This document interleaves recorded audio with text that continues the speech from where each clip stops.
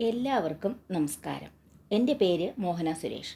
ശ്രീനാരായണ ഗുരു open യൂണിവേഴ്സിറ്റിയുടെ BA first Malayalam കോഴ്സിൻ്റെ 3rd സെമ്മിലെ ഭാഷാശാസ്ത്ര പഠനത്തിലെ ബ്ലോക്ക് 2 യൂണിറ്റ് 1 ആണ് ഞാനിവിടെ പറയാൻ പോകുന്നത്. ഭാഷാഭേദ വിജ്ഞാനം. മനുഷ്യഭാഷകളിൽ പ്രാദേശികവും സാമൂഹികവുമായ കാരണങ്ങൾ കൊണ്ട് ഉച്ചാരണം, വ്യാകരണം, പദം, അർത്ഥം എന്നീ മേഖലകളിൽ പ്രകടമായ വ്യതിയാനങ്ങൾ ഉണ്ടാകാറുണ്ട്. ഈ വ്യതിയാനങ്ങളെക്കുറിച്ച് പഠിക്കുന്ന ഭാഷാശാസ്ത്ര ശാഖയാണ് ഭാഷാഭേദ വിജ്ഞാനീയം. ഒരേ സമൂഹത്തിൻ്റെ സംസാര ഭാഷയ്ക്ക് പ്രാദേശിക വ്യത്യാസങ്ങൾ ഉള്ളതുകൊണ്ടാണ് ഭാഷാഭേദ വിജ്ഞാനീയത്തിൽ പ്രാദേശിക ഭാഷകൾക്ക് പ്രാധാന്യം ലഭിക്കുന്നത്. തദ്ദേശീയ ഭാഷയും അന്യഭാഷയും കൂടി ചേരുന്നതാണ് ഭാഷാമിശ്രം. ദശകങ്ങൾക്ക് മുൻപുള്ള കണ്ടെത്തലായി നിൽക്കുന്ന ഭാഷാ ഗോത്ര സങ്കല്പങ്ങളെ പുതിയ ഭാഷാശാസ്ത്ര പഠനങ്ങളുടെ പിൻബലത്തിൽ അപഗ്രഥന വിധേയമാക്കിയാൽ ഭാഷാശാസ്ത്ര പഠനത്തിന് അതൊരു മുതൽക്കൂട്ടായിരിക്കും. വ്യക്തിഭാഷ. ഒരു വ്യക്തിയുടെ ഭാഷയാണ് വ്യക്തിഭാഷ.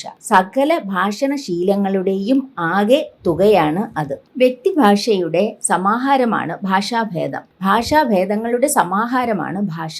അപ്പോൾ ഭാഷ എന്നത് വ്യക്തിഭാഷകളുടെ സമ്പൂർണതയാണെന്ന് പറയാം. മാനക ഭാഷ.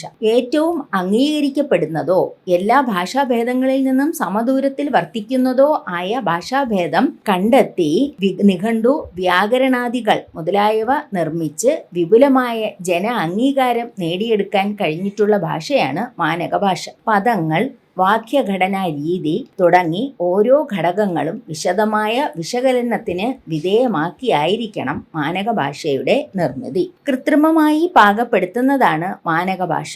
ആശയവിനിമയം എന്ന ലക്ഷ്യത്തിനു വേണ്ടി ഉപയോഗിക്കുന്നതും സാമാന്യമായി സ്വീകാര്യ രീതി എന്ന് കരുതപ്പെടുന്നതും സാഹചര്യ വ്യത്യാസങ്ങൾ അധികമായി പ്രദർശിപ്പിക്കാത്തതും ശുദ്ധഭാഷ എന്ന സങ്കല്പനത്തിന് അടിസ്ഥാനമായതും ഔപചാരിക സന്ദർഭങ്ങളിൽ സ്വാഭാവിക രീതിയായി പരിഗണിക്കുന്നതുമായ ഭാഷാ പ്രയോഗത്തെ മാനക ഭാഷ എന്ന് പറയാം. ഭാഷാഭേദം. പദതലത്തിലും അർത്ഥതലത്തിലും ഉച്ചാരണത്തിലും സംഭവിക്കുന്ന മാറ്റങ്ങൾ ക്രമാതീതമായി വർദ്ധിക്കുന്നതോടെ ഭാഷണത്തിന്റെ ശൈലി മാറിപ്പോവുകയും ഭാഷയ്ക്കുള്ളിലൊരു ഭാഷ നിർമ്മിക്കപ്പെടുകയും ചെയ്യുന്നു. ഇതിനെയാണ് ഭാഷാഭേദം എന്നതുകൊണ്ട് വിവക്ഷിക്കുന്നത്. ഇതിന് പല കാരണങ്ങളുണ്ട്. ഒന്നാമത്തേത് ദേശവ്യത്യാസം. ആദ്യകാലത്ത് ഒരേ ഭാഷ സംസാരിച്ചിരുന്നുവെങ്കിലും പിൽക്കാലത്ത് ഭാഷാഭേദങ്ങൾ തമ്മിലുള്ള അകൽച്ച വർദ്ധിച്ച് വ്യത്യസ്ത ഭാഷകളായി തീർന്നു എന്ന് നമുക്ക് അനുമാനിക്കാം. രണ്ടാമതായി ജാതിമത വ്യത്യാസം. ഓരോ വിഭാഗവും പ്രത്യേകമായ പദങ്ങൾ ഉപയോഗിക്കുന്നതുകൊണ്ട് ജാതി വ്യവസ്ഥ ശക്തമായി നിലനിന്നിരുന്ന മുൻകാല സമൂഹത്തിൽ ആ അവസ്ഥകളെ ബോധപൂർവം പ്രോത്സാഹിപ്പിച്ച് വ്യത്യാസം ഉണ്ടായതിനാണ് ജാതി മത വ്യത്യാസങ്ങളുടെ അനുസരണമായി പദങ്ങളിൽ വ്യത്യാസം ഉണ്ടായിരിക്കുന്നത്. മൂന്നാമതായി വർഗ വ്യത്യാസം. ആദ്യകാലങ്ങളിൽ സമ്പത്തും ജാതിയും തമ്മിലുണ്ടായിരുന്ന പാരസ്പര്യം ജാതിയുടെ അടിസ്ഥാനത്തിലുള്ള പദസഞ്ചയങ്ങൾ മാറ്റമില്ലാതെ ഇന്നും തുടരുന്നു. അധികാരിയുടെ സ്വഭാവങ്ങൾ തൻ്റേതാക്കി മാറ്റുകയെന്ന അടിച്ചമർത്തപ്പെട്ടവന്റെ ആഗ്രഹം പല മേഖലകളിലും നിർണായകമായ സ്വാധീനം ചെലുത്തിയിട്ടുണ്ട്. സാമൂഹിക ഭാഷാശാസ്ത്രം ഈ മേഖലയിലാണ് ഏറ്റവും അധികം പരീക്ഷണങ്ങൾ നടത്തിയിരിക്കുന്നത്. നാലാമത് സ്ത്രീ പുരുഷ വ്യത്യാസം. പണ്ടുകാലത്ത് സ്ത്രീകൾ പ്രാകൃതത്തിലും പുരുഷന്മാർ സംസ്കൃതത്തിലും സംസാരിച്ചിരുന്നു. അന്നത്തെ സങ്കല്പമനുസരിച്ച് കുലജാതന്മാരെ വീരപുരുഷന്മാരാകൂ എന്നതുകൊണ്ട് കാവ്യ നാടകാദികളിൽ സംസ്കൃതം നായകന്മാർ മാത്രം ഉപയോഗിച്ചിരുന്നു. സ്ത്രീകളും ഉന്നത കുലജാതരല്ലാത്ത ക്യാരക്ടേഴ്സും ഭാഷാ വ്യതിയാനം ഉപയോഗിച്ചിരുന്നത്. ഇങ്ങനെ സ്ത്രീ പുരുഷ വ്യത്യാസം ഭാഷാ വ്യത്യാസത്തിൽ നിർണായക സ്വാധീനം ചെലുത്തപ്പെടുന്നുണ്ട്. ഭാഷയും സമൂഹവും. ചിന്തയെ നിർണയിക്കുന്നത് ഭാഷയാണെന്നും ഭാഷയെ നിർണയിക്കുന്നത് ചിന്തയാണെന്നും ചിന്തയും ഭാഷയും പരസ്പരം സ്വാധീനിക്കുന്നുണ്ടെന്നും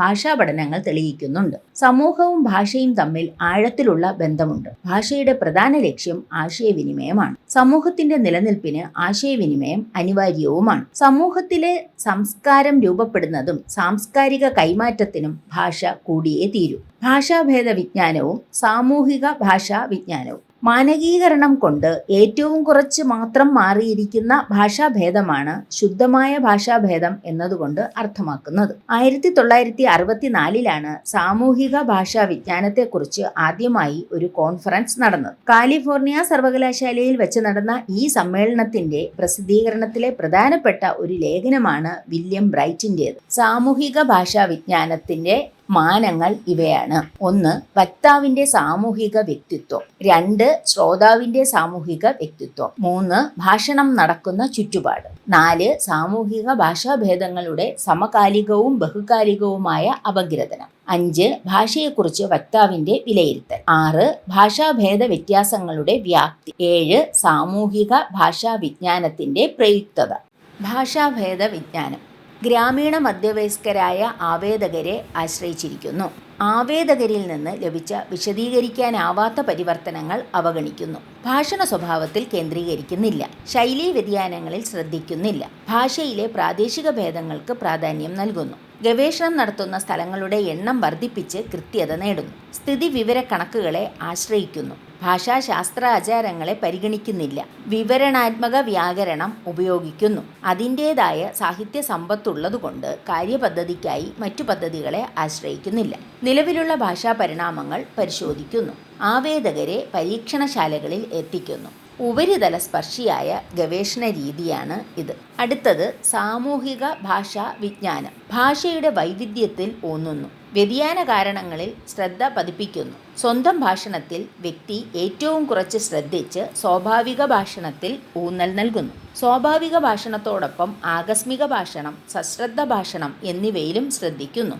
ഭാഷണ സന്ദർഭം, ഭാഷണ ശൈലി എന്നിവയ്ക്ക് പ്രാധാന്യം കൊടുക്കുന്നു. ആവേദകരുടെ എണ്ണം വർദ്ധിപ്പിച്ച് കൃത്യത നേടുന്നു. മറ്റു പദ്ധതികളെ ആശ്രയിക്കുന്നില്ല. അവയെ കണ്ടുപിടിച്ച് സാമൂഹിക ഘടകങ്ങളായി ബന്ധിപ്പിക്കുന്നു.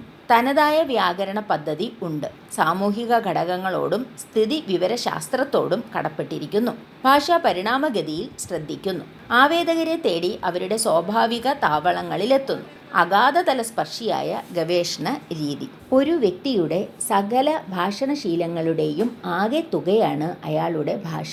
വ്യക്തിഭാഷകളുടെ സമാഹാരമാണ് ഭാഷാഭേദം. കൃത്രിമമായി നിർമ്മിക്കുന്നതാണ് മാനക ഭാഷ.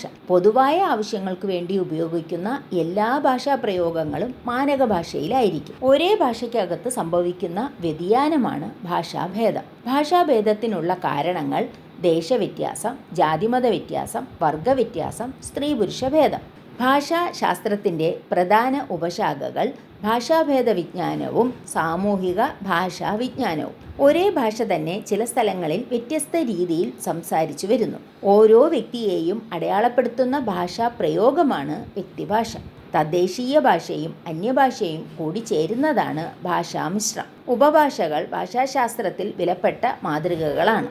ചരിത്രവും ഭൂമിശാസ്ത്രവും ഭാഷാഭേദ പഠനത്തിൽ പ്രധാനമാണ്. സാമൂഹിക ഭാഷാ വിജ്ഞാനത്തെക്കുറിച്ച് ആദ്യ കോൺഫറൻസ് നടന്നത് 1964 കാലിഫോർണിയയിൽ വെച്ചാണ്.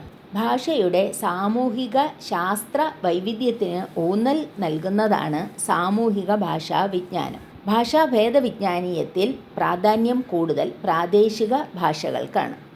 ഈ വീഡിയോ ഇഷ്ടപ്പെട്ടെങ്കിൽ ലൈക്ക് ചെയ്യുക, സബ്സ്ക്രൈബ് ചെയ്യുക, മാക്സിമം ഷെയർ ചെയ്യുക. നന്ദി, നമസ്കാരം.